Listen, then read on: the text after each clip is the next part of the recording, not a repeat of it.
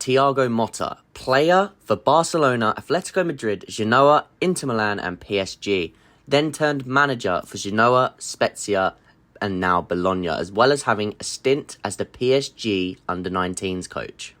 But to understand Thiago Motta in more depth and his wacky 2-7-2 formation, we have to start from the beginning. Let's start with his thesis titled The Value of the Ball.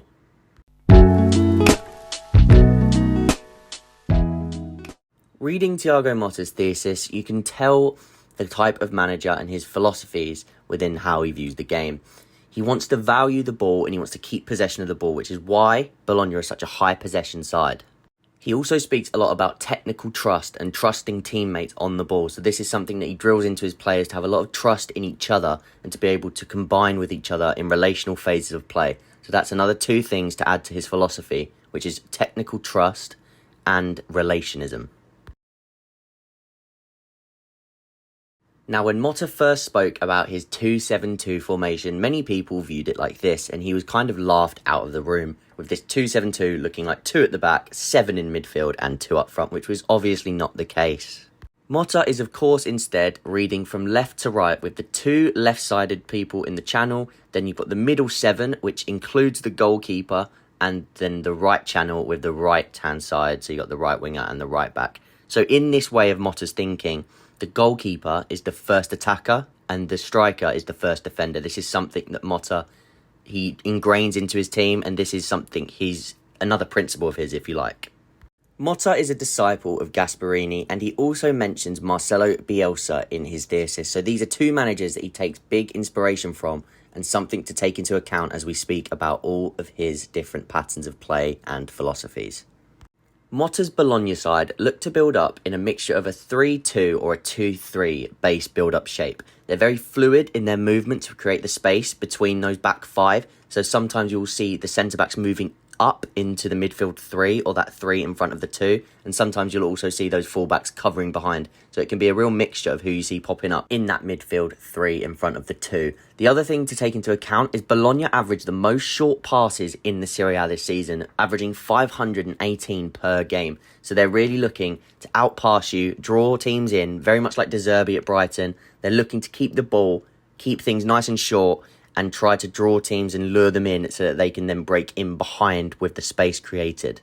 Here's an example of that 2-3 that we was talking about in build-up. One of the centre-backs stepping up to make that 3 in the middle and then try and play out from there. Something that's very important in Motta's system is that the build-up is very measured. The distances between players are all close together, and they want to assure that if the ball is lost, they have a good base to basically set their rest defence, which we will speak about later. Here's a representation of that 3-2 where Calafiori actually steps up, and this is a representation of the 2-3 where you get the 2 centre-backs stepping up. They're almost offering that fullback area, which means the 2 fullbacks then pin in behind to become basically the 2 centre-backs, so that you're still maintaining that 2-3 shape for the rest defence purposes. These 5 players at the base have the opportunity to replace each other among these zones, so they can move in and out of each other's zones as long as they keep that base shape of a 2-3 or a 3-2. This allows for fluidity in the first phase of build-up while still maintaining a solid structure. And here we have an example of what Motta said where his goalkeeper is the first attacker. They're involved in the build-up play. The goalkeeper is stepping up and almost making it a 4-2 in build-up because he is in a central defence position. He's actually ahead of one of the central defenders in this picture. Here you can see that 4-2 shape, and the yellow arrow is actually pointing to one of the Bologna centre-backs who stepped up even higher than Freuler. So that is an example of the centre-backs playing in that libero role and stepping up into the midfield so that they can affect the game from there. This is often Calafiori for Bologna, who is very renowned for playing that libero role and stepping into the midfield. But both of Bologna's centre-backs can do this, and that is when the 2 full-backs will tuck in behind, as we showed you earlier. Let's talk about Thiago Motta's attacking trends and something he refers to as the relationist phase of play. Relationism, or relationist football, is an emerging tactical philosophy that focuses on the relationships between players, space, and the ball. Here's an example of this which defies the logic of positional play. As you can see, 4 Bologna players within that white rectangled shape, and only one of the opposition players. So they're creating a 4v1 numerical superiority in this area of the pitch so they can play through the opposition. Here's something I saw about this approach and creating intensities in these passages of play. By creating an intensity in a localised area of the pitch, it then allows those players to combine and play out of this area. This example shows Lewis Ferguson dropping in to create this overload, which then allows Freuler to make a run in behind, basically playing off of a screen set by Ferguson, who's dropped in. Freuler can then make that run. Players are less likely to follow him, and then he's on the break. So they have used this relationist approach to play out from the back, a few players zone replacing each other, and then they've broke from this point of the pitch. So this can kind of be similar to how Inter Milan sometimes play under Inzaghi. The common pattern ahead of the 5 in build-up is to have the 2-8s basically playing in these 2 central areas. They're usually a bit more advanced in those half spaces. And then you've got the 3 up front, so you've got Xerxes through the middle, and you've got the 2 wingers out wide. Bologna are not the most potent in attack. They're joint 5th for goals scored in Serie A with 45. But 10 goals for Joshua Xerxes and 10 goals for Orsolini are their top goal scorers, and the next best after that is Lewis Ferguson with 6. Now, when we're talking about Bologna in attack, we have to mention Joshua Xerxes. He is one of the main players for Bologna. And as I said, he's got 10 goals. So it's not that he's not a threat in attack. But the fact that he's willing to drop into these areas of the pitch to help combine, he's very willing to drop deep and be part of build-up. That also leads to a lack of box touches, which also then leads to a little bit less potency in attacking areas when they're attacking the box. This example shows how deep Joshua Xerxes can come to collect the ball, and he's very good at driving the ball forward. So he's very good on the ball, he's very happy to be part of build-up, and he's very happy to build from the midfield and help his team progress through the phases of play, which Motta really likes. But then that can also lead to struggling in the box and having less numbers in the box when they are eventually to put the ball in there, which is another thing. They also lack crosses because they make the least crosses in Serie A, joint in the 20th or 19th for the least crosses made.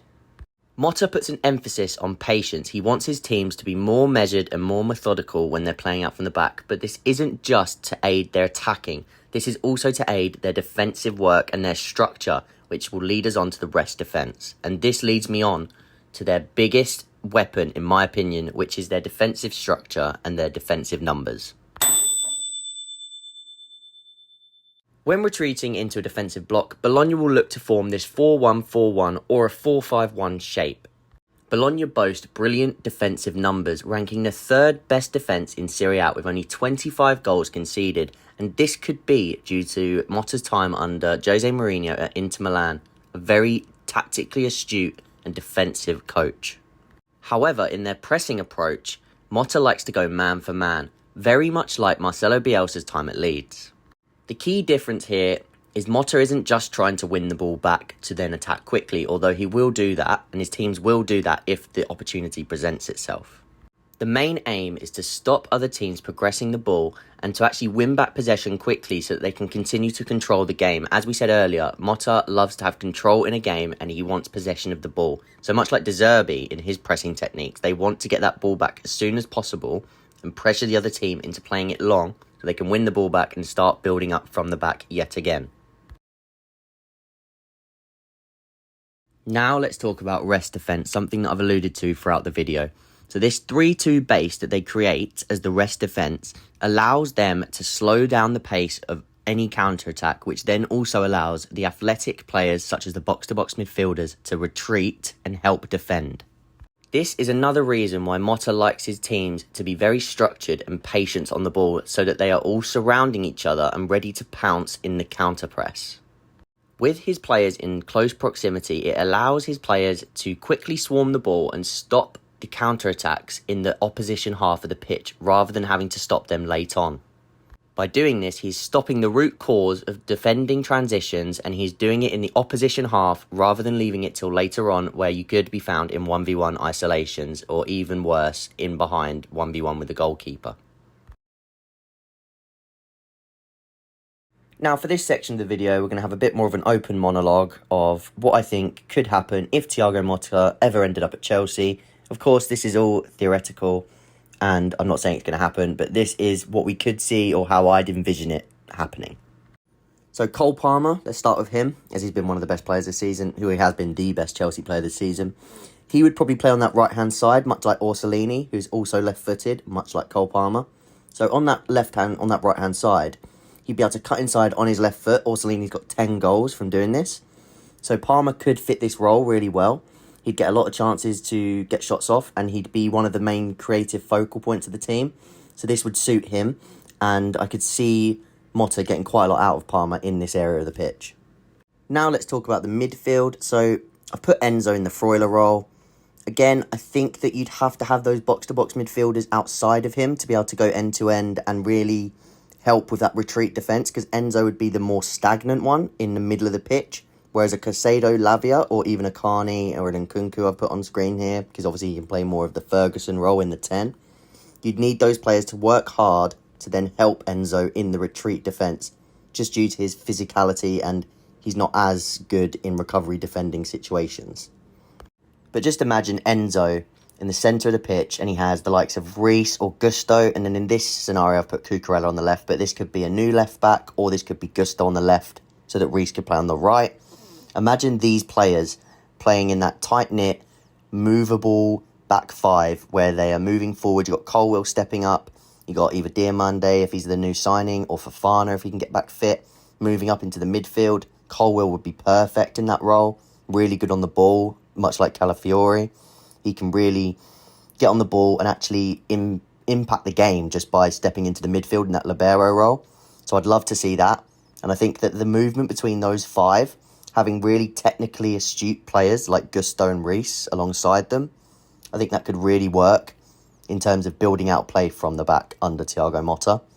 The last player I wanted to highlight as well was Jackson. So much like Xerxes, Jackson's very good at dropping in deep and linking play. So Jackson would be happy to do that, but he's also very good on the ball. Again, much like Xerxes, he's very good at carrying the ball forwards. So this would be a bit of a like for like. I do think Xerxes has got better ball striking than Jackson, and he is a better goal scorer currently than Jackson, although their numbers are fairly similar in that sense. But Jackson has this trait, and he has a lot of the skill sets that Motta would like in his striker, much like Xerxes. So you could definitely see Jackson fulfilling that role under a Thiago Motta. I hope you've enjoyed this video going over Thiago Motta, his philosophy, and how it could look at Chelsea. He has been linked with Juventus lately, so just on screen now, I've got how it could look at Juventus, just as a little way to end the video. But I really hope that you've enjoyed this video. It's helped you learn a little bit about Thiago Motta. Please leave in the comments down below where you think he'd suit if he could work at Chelsea, where you think he'll be in the future. I personally think he's a top manager, and I think wherever he does go, it's going to be a massive success. So please do leave a like, comment down below which manager you'd like to see next, and please do subscribe as we're nearly at 1k subscribers.